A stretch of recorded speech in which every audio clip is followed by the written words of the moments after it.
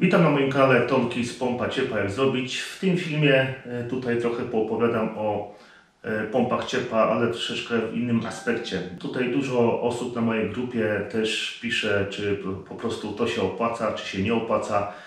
Oczywiście każdy sam musi wybrać i każdy sam musi sobie to przekalkulować, czy się faktycznie opłaca, czy się nie opłaca. Moim zdaniem się opłaca i warto w to po prostu sobie wejść. Oczywiście trzeba to też wziąć pod uwagę, że taka przeróbka, no to już jest po prostu, trzeba sobie zrobić to samemu. I troszeczkę trzeba mieć oczywiście wiedzy na ten temat. Także nie jest to tak naprawdę prosta sprawa, ale jeżeli po prostu ktoś ma jakieś zamiłowanie tutaj techniczne, to oczywiście sobie poradzi. Wiele ludzi tutaj na mojej grupie Pompa Ciepła jak zrobić, to sobie robi i niektórzy sobie chwalą, niektórzy sobie nie chwalą. Oczywiście są różne opinie i nie ma tutaj co dyskutować.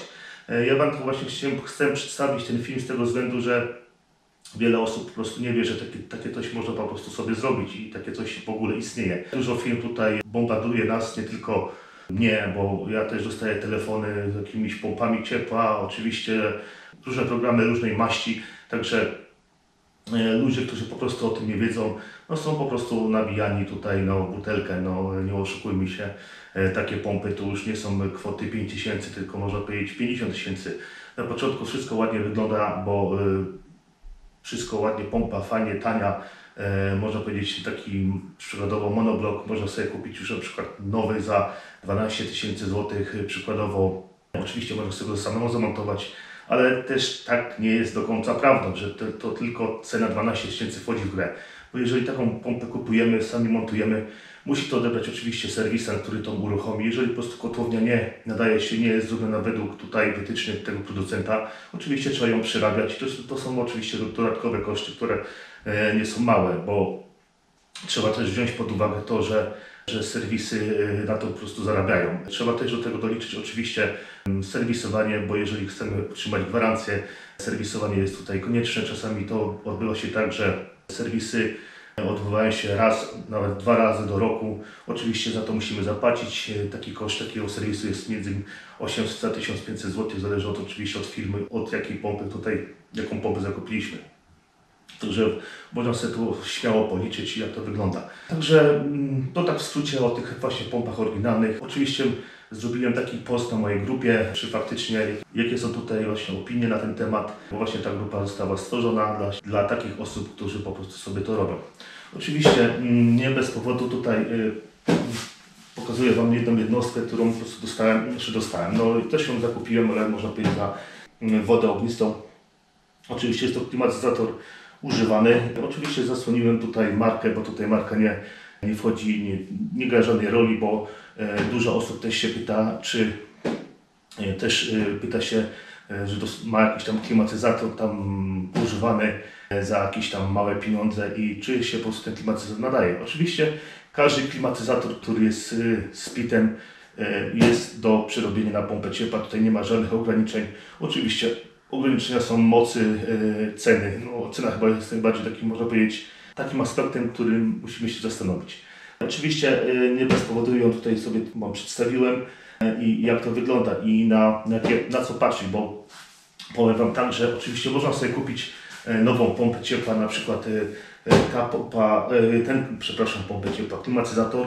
Ten klimatyzator jest o mocy 3,8 mocy grzewczej, także do domu, małego domku może się nadawać, ale już do większego oczywiście mocą muszą troszeczkę być większe, w zależności od jaki to jest dom, jaką moc energetyczną potrzebuje. To też trzeba po prostu wziąć pod uwagę, bo są domy, że są bardzo dobrze ocieplone, nie potrzebują po prostu tak dużej energii i duże pompy powyżej 10 kW, jakie oferują załóżmy firmy, to moim zdaniem na nowo budowane domy jest to po prostu lekka przesada, po prostu naciąganie ludzi po prostu na pieniądze oczywiście, nie oszukujmy się. Także trzeba też się zastanowić, bo też wiadomo, że im większa moc jednostki, tym ta cena rośnie. To wszystko w zależności od mocy. Moim zdaniem takim skromnym, nowo budowany dom, jeżeli jest dobrze ocieplony, 5 kW pompa ciepła da sobie w zupełności radę. Ja też oczywiście mam pompę ciepła pompę ciepła, która jest przerobiona z klimozatora, która ma moc około 6 kW. Także wracając do tematu właśnie przeróbki, czy to się opłaca, oczywiście puściłem tutaj post na mojej grupie, jakie są Wasze opinie. Oczywiście odniosę się do tych postów, do tych komentarzy i po prostu na końcu filmu po prostu przeczytam je po kolei i tak krótko Wam dam mój komentarz z mojej strony. O, dobra. Wracając do tematu, dlaczego czy to się opłaca, czy się nie opłaca. Oczywiście, jak wspomniałem, można sobie kupić nowy klimatyzator. W tej chwili ten klimatyzator kupiłem za śmieszne pieniądze i ten klimatyzator byśmy chcieli zakupić nowy. On jest w tej chwili w cenach, oczywiście dobry klimatyzator, to mniej więcej około 4000. Tego typu, tej marki, bo oczywiście są różne marki, różnego typu, trzeba tutaj wziąć pod uwagę, że są klimatyzatory z kapilarą, są na zaworze elektroniczno-sprężnym, oczywiście ze sprężarką dwurotacyjną, tak zwaną dual rotary, a także są te sprężarki pojedyncze, czyli zwykle rotacyjne. Oczywiście musimy też wziąć pod uwagę wymiennik, żeby wymiennik był dwurzędowy, dobry wiatrak o dużej przepływowości powietrza. A takie rzeczy musimy sprawdzić, jeżeli chcemy po prostu sobie kupić oczywiście nowy. Wydaje mi się 4000 za taki klimatyzator do przeróbki też jeszcze nie jest jakaś cena mała, bo my potrzebujemy w sumie tylko dołożyć do tego zestawu wymiennik. Można sobie wymiennik kupić gotowy, na przykład taki płytowy. Zaraz Wam pokażę, taki płytowy wymiennik, oczywiście taki płytowy wymiennik będziemy sobie chcieli zainstalować. On kosztuje mniej więcej 1500 do 2000 zł. Takie są ceny. Możemy sobie zrobić wymiennik samemu, jak już robiłem tutaj na mojej grupie taki post o wymiennikach. To był problem z defrostem na początku. W tamtym roku dużo wymienników się rozszczelniało i rozszczelnia się do tej pory oczywiście, bo są problemy tutaj właśnie z defrostami. Oczywiście taki wymiennik można sobie zrobić samemu. Koszt takiego wymiennika, jeżeli po prostu nie mamy części, mnie akurat to kosztowało, nie wiem, rurkę miałem swoją praktycznie zero, bo praktycznie miałem już takie materiały u siebie i nie musiałem po prostu tego kupować i po prostu zrobiłem z tego co miałem, bo po prostu mam takie małe tutaj rzeczy i nie musiałem tego po prostu zakupywać. Wydaje mi się, że jeżeli byśmy chcieli tutaj od początku takie coś sobie zrobić, to koszt około mniej więcej 400 zł. Oczywiście za 400 zł mamy swój własny wymiennik. Taki wymiennik 400 zł plus oczywiście jakąś pompę obiegową do tego i praktycznie zamykamy się w 5-6 tysiącach z jakimiś różnymi jeszcze dodatkowymi rurkami. Także za 6000 zł mi się wydaje, że za nową pompę jest to chyba opłacalna sprawa. Ale jeżeli załóżmy kupimy sobie używany, bo taki właśnie jest taki tytuł tego filmu, za przykładowo ja zapowiadałem oczywiście małe pieniądze plus taki swój wymiennik, zamykam się w kwocie rzędu 1000-1500 zł, także sami widzicie. Oczywiście jeżeli kupujemy taki wymiennik używany, po prostu trzeba sprawdzić parę aspektów, nie? W jakim on jest stanie. Jak on po prostu został zdemontowany, dlaczego został zdemontowany, bo można kupić klimatyzatory na jakichś tam portalach aukcyjnych, na których oczywiście jest sporo tego, ale też nie wiemy w jakim stanie one po prostu są, bo przykładowo ten wymiennik, ten klimatyzator, on został też zdemontowany, on chodził, ale po prostu został zdemontowany nie przez profesjonalne osoby, znaczy nie został zdemontowany przez osoby, które miały jakieś doświadczenie, po prostu nie wiedzieli jak to zrobić, oni po prostu to zdjęli, nie wiem jak, nie wiem dlaczego. Też trzeba wziąć pod uwagę od kogo się kupuje, co się kupuje, trzeba też wziąć taką informację, wiadomo wtedy co się kupuje. Żeby kupić taki wymiennik, oczywiście zaraz Wam pokażę. Dobra, żeby kupić taki wymiennik oczywiście musimy wiedzieć, czy on jest napełniony, czy nie. Oczywiście ja tutaj wiem, że on nie jest napełniony, bo jest pusty. Też trzeba mieć świadomość taką, że ile ta jednostka pracowała. Do tego Możemy się posłużyć tutaj taką tabliczką znamionową. Tu jest tabliczka znamionowa, tutaj są wszystkie tutaj parametry tej jednostki. Co tu jeszcze można powiedzieć o takich jednostkach? Trzeba też mieć świadomość taką, że bardzo ważną rzeczą, bardzo ważną sprawą właśnie jest tutaj, w jakim stanie jest, może z tej strony przejdę, w jakim stanie jest tutaj wymiennik lamelowy. Żeby tutaj po prostu taki malutki teścik można sobie zrobić, przeciągając paznokciem po lamelkach, powinien być po prostu taki metaliczny dźwięk i te lamelki nie powinny się odkształcać, ani nie powinny po prostu tutaj dostawać jakieś tam wgłębienia. Dlaczego? Bo wiadomo, że te wymienniki są tutaj z takich aluminiowych lamel, które pod wpływem, wiadomo, czasu, powietrza, wilgoci, one po prostu się utleniają i one po prostu tracą swoją wartość materiałową. Dlatego, że po prostu już ten wymiennik, jak on już się tak, te lamelki utlenią i jeżeli będzie taki dźwięk, nie będzie takiego dźwięku metalicznego, nie wiem czy to słychać, i te lamelki po prostu nie odkształcają się, to znaczy, że ten wymiennik jeszcze jest dobry i jeszcze może nam po prostu długo posłużyć. Także warto się na to tutaj skupić i na to uważać, żeby nie kupić czegoś, co już jest, można powiedzieć, nieefektywne, bo taki wymiennik, który już jest tutaj, które te lamele już są po prostu utlenione pod wpływem, wiadomo, tutaj powietrza, one po prostu już nie mają tej swojej wydajności i ten wymiennik traci swoje parametry. Dlatego to jest bardzo ważna sprawa i trzeba po prostu wziąć to pod uwagę, jeżeli kupujemy wymiennik, jeżeli kupujemy klimatyzator, czy tam pompę ciepła, powietrze, woda, musimy po prostu na to uważać. Drugą sprawą, żeby po prostu tutaj wiedzieć, jak została ta jednostka zdemontowana. Dużo ludzi demontuje to, nie wiem w jaki sposób, kto to demontuje, ale jeżeli po prostu tutaj w tej jednostce zewnętrznej już tutaj nie będzie gazu, oczywiście jeżeli ona po prostu stała dosyć długo, tam po prostu jest cały czas powietrze, wilgoć i to można powiedzieć źle wpływa po prostu głównie na olej, bo tam w środku oczywiście jest olej, który pod wpływem jakiegoś tam czasu, x czasu, nie mówię tam kilku dni, ale pod wpływem x czasu ten olej się po prostu ulega tak zwanej degradacji, tam zachodzą różne przemiany chemiczne, które po prostu ten olej już nie ma takich swoich właściwości smarnych i w kontakcie z wodą, znaczy nie z wodą, jest tutaj z powietrzem, a w powietrzu wiadomo jest wilgoć, a wilgoć to jest wiadomo woda. Także warto na to też zwrócić uwagę i trzeba wiedzieć, ile ta jednostka po prostu stała z otwartym układem. Jeżeli po prostu demontujemy takie coś, warto, jeżeli nam ten, wiadomo, jakoś tam ten gaz uciekł z jakiegoś tam powodu, warto sobie po prostu nawet zrobić próżnię wykonać, zakręcić i wtedy mamy 100% gwarancji, że taka jednostka po prostu będzie sprawna i może po prostu sobie stać x czasu i nic tam po prostu się nie wydarzy w tym układzie. Oczywiście do tego zestawu bardzo ważną sprawą jest tutaj, jak już się zdemontowałem, to jest płyta główna. Płyta główna tutaj z jednostki wewnętrznej. Ją po prostu musimy mieć z tego względu, że ta płyta będzie nam służyła do całego sterowania. Oczywiście jak wiadomo, że na rynku już nie kupimy jakichś tam on-offy już są po prostu wycofane, bo nie produkują i większość po prostu takich jednostek już to są jakby na sprężarkach typu prądu stałego, tu są sprężarki z silnikami bezszczotkowymi, oczywiście bardzo dobre sprężarki i za pomocą właśnie tej płyty możemy po prostu sobie taką sprężarkę uruchomić.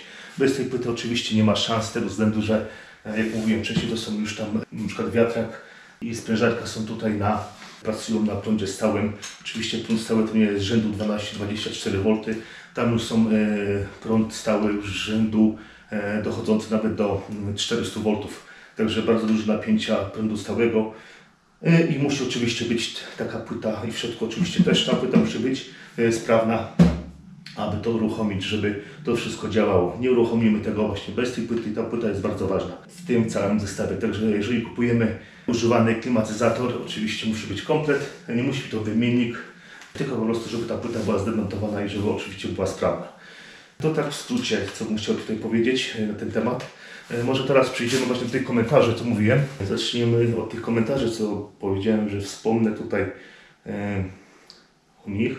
Napisałem na mojej grupie pompa ciepła, jak zrobić oczywiście. Dobra, napisałem tutaj taki post na swojej grupie. Może ten post zamieściłem bardzo późno, dlatego nie ma tutaj zbyt wielu komentarzy, ale odniosę się do tych kilku komentarzy, które po prostu, oczywiście one się powtarzają cały czas. Jedni są przeciwnikami, drudzy są zwolennikami oczywiście. Nikt tutaj nie namawia na jakieś tam przeróbki. Jeżeli ktoś chce sobie takie coś zrobić, to oczywiście sobie może zrobić, jeżeli nie, oczywiście nie, nikt nikogo do niczego nie namawia. Ja tylko po prostu chcę pokazać, że takie coś można zrobić i małym kosztem. Dobrze, może się odniosę do komentarza tutaj pana Jarosława. Napisał tak: oryginalna PC 8 kW średnio kosztuje 20-23 tysięcy złotych, więc jeśli ktoś ma zaprzyjaźnionego instalatora plus dotację, to niekoniecznie się opłaca przerobić. Poza tym przeróbki raczej nie da się zgłosić jako źródło ogrzewania. Panie Jarosławie, tak, no z tą ceną oczywiście mogę się zgodzić, one tyle kosztują, nawet kosztują mi więcej. I są może i też tańsze te pompy. Czy zaprzyjaźniony instalator zrobić to za darmo? Oczywiście nie zrobi tego za darmo i zawsze trzeba tam zapłacić. Instalator oczywiście musi mieć, jak wspominałem wcześniej, autoryzację, musi po prostu mieć uprawnienia, musi to być zrobione oczywiście prawidłowo i jeżeli kotłownia, którą po prostu chcemy po prostu sobie założyć pompę ciepła oryginalną, musi mieć odpowiednie wytyczne producenta pompy, która po prostu chcemy sobie ją tu załączyć. Wspominałem wcześniej, dochodzą oczywiście jeszcze jakieś tam serwisy gwarancyjne, za które oczywiście musimy płacić, także to nie jest oczywiście całkowity koszt i na pewno na tych 23 tysiącach, jak tu pan Jarosław napisał, się to nie zamknie. To jest moje zdanie. Oczywiście, jeżeli ktoś chce, oczywiście można nawet zapłacić 40 tysięcy, bo są tacy ludzie, którzy kupują takie pompy, po prostu nie mają doświadczenia, nie mają wiedzy i niestety płacą tyle, ile płacą. Pan Michał. Opłaca się, jeżeli ktoś ma trochę smykałki technicznej i sam sobie to robi. Moja przeróbka Rotenso Mirai kosztowała jakieś 8900, ale kupiłem sobie podstawowy zestaw narzędzi do klimy razem z pompą próżniową, bo miałem problem ze znalezieniem kogoś, kto by mi to uruchomił. Odliczając narzędzia, to koszt był około 7000 zł, czyli reasumując, w moim przypadku bardzo się opłacało. Jak widzicie, pan Michał sobie zrobił to sam. Oczywiście do tego, jak wspomniał, jeżeli chcemy sobie to zrobić sam, potrzebujemy oczywiście zestaw do robienia kielichów, zestaw manometrów chłodniczych do robienia próżni i oczywiście musimy mieć sprężarkę, żeby to zrobić. Jak to mówił pan Michał, jego zestaw kosztował, nie wiem, chyba z tego co wynika z jego postu 1900 zł. Możliwe, że tyle dał. Oczywiście można to taniej kupić. Ja kupiłem kiedyś tam jeszcze taką pompę zwykłą. Tutaj są tyle tych pomp, jest tyle tego na rynku, że to naprawdę, jeżeli dobrze się poszuka, można taki zestaw kupić już za 1000 zł, jak dobrze pamiętam. A jak nie, po prostu są też, jeżeli ktoś po prostu nie chce kupować takich zestawów, uważa, że nie będzie mu to potrzebne, może sobie po prostu takie coś wypożyczyć, bo są wypożyczalnie i taki zestaw może sobie wypożyczyć i nie trzeba po prostu kupować ich tam, jeżeli ktoś nie ma po prostu za dużo pieniążków. Komentarz od pana Karola. Siemka, prosta matematyka. Jeżeli przeróbka Gree Amber Prestige 7 kW kosztowała mnie w sumie około 9K ze wszystkimi pierdołami, a ofertę na swoją oryginalną pompę miałem na swój dom za 46K, to trzeba być głupcem, aby stwierdzić, że się nie opłaca. Wiadomo, że jeśli ktoś nie potrafi się posługiwać śrubokrętami czy innymi podstawowymi narzędziami, to niech się za taką przeróbkę nie zabiera. Pozdrawiam majstrów. No i widzicie, jest tutaj komentarz od pana Karola. Oczywiście pewnie też sobie zrobił to samemu. Sam wyszło około to 9000 zł. Czy się opłaca, czy się nie opłaca, wiadomo. Ale na pewno chyba jest zadowolony, Także widzicie, jaka jest tutaj różnica między przerobioną pompą ciepła za 9000 i zaoferowaną przez firmę, która kosztuje 46 tysięcy złotych. Różnica jest spora, także warto na tym pomyśleć. Może jakiś taki komentarz, może nie pozytywny, może negatywny. no nie ma akurat tutaj takich negatywnych akurat w tej chwili, co by tutaj mógłbym Wam przytoczyć. Nie ma, no akurat no jest dużo takich, można powiedzieć, pozytywnych. A może jest taki od pana Wojciecha, taki pan Wojciech się tutaj też wypowiedział. Zobaczymy, co on pisze. Panowie, przecież Panasonica TCAP 9 kW monobloka można kupić już za 16 000 netto. Mniejsze moce jeszcze taniej. Macie gotowca, pompę, która samemu można podłączyć za grosze. Naprawdę opłaca się bawić we własną konstrukcję, która nie wiadomo jak długo podziała. Do tego jak odliczymy sobie dotację, to kwota z kompletną pompą dobrego producenta jest naprawdę niewielka. No panie Wojciechu, to jest akurat taki, można powiedzieć, negatywny komentarz. Panie Wojciechu, dokładnie jak pan pisze, ale pan nie wspomina jeszcze o takich, można powiedzieć, jak wspomniałem wcześniej, jak tu mówiłem o dodatkowych kosztach jak przyłączenie, bo tu musi po prostu serwisem przyjechać, zobaczyć czy jest odpowiednio połączona według specyfikacji, według wytycznych. Oczywiście za serwis się płaci. Pierwszy serwis wiadomo jest za darmo, podobno, nie wiem jak to w innych firmach, ale żeby utrzymać na przykład gwarancję 5-letnią musimy po prostu taki serwis wołać raz albo 2 razy do roku. Oczywiście za wszystko się płaci i do tego trzeba też doliczyć. Jeśli chodzi o sam montaż, jeżeli oczywiście wszystko mamy zrobione prawidłowo. To też trzeba wziąć uwagę, bo jeżeli po prostu mamy podłączenie nieprawidłowe, będziemy musieli jeszcze coś zmieniać, na przykład taką fajną taką sytuację, taki przykładowo zamontował sobie pan X pompę ciepła, monoblok chiński, dał za nią tam, nie wiem, 12 000, jak dobrze pamiętam, i wszystko ok, przyjechał serwis i okazało się, że po prostu zamontowana pompa nie spełnia wymogów, które po prostu firma która nie spełnia wytycznych, która firma po prostu tutaj ją zakupił. Dlatego musiał dodatkowo kupić bufor, dodatkowo musiał przerobić instalację. Summa summarum powiem Wam, jego instalacja wyniosła go nie te 12 000, tylko wyniosła go 20 000, także sami widzicie. Także takie komentarze negatywne też są dobre, bo ja nie mówię, że przeróbka jest super. Oczywiście trzeba się znać i oczywiście trzeba mieć troszeczkę wiedzy. Jak to pan Karol wspomniał, trzeba wiedzieć, jak się śrubokręt w ręku trzyma. Dobra, to tyle chciałbym Wam powiedzieć. Może krótki film tak na szybko zrobiony, bo będę się po prostu odnosił do tego filmu. Oczywiście później, jeśli macie jakieś komentarze, to oczywiście piszcie. Na każdy komentarz oczywiście odpowiem i będę się starał tutaj odpowiadać bardzo skrupulatnie. Oczywiście negatywne komentarze też możecie pisać. Ja nie mówię, że wszyscy muszą robić przeróbki, wszyscy muszą to przerabiać. Oczywiście, jeżeli ktoś się nie zna, po prostu jest skazany na kupno pompy za 20-40 000. Także takie to jest moje zdanie. Także pozdrawiam wszystkich majstrów i do usłyszenia w następnym filmie. Może znowu coś tam nagram, jeżeli oczywiście znajdę czas. Także trzymajcie się, pozdrawiam, cześć.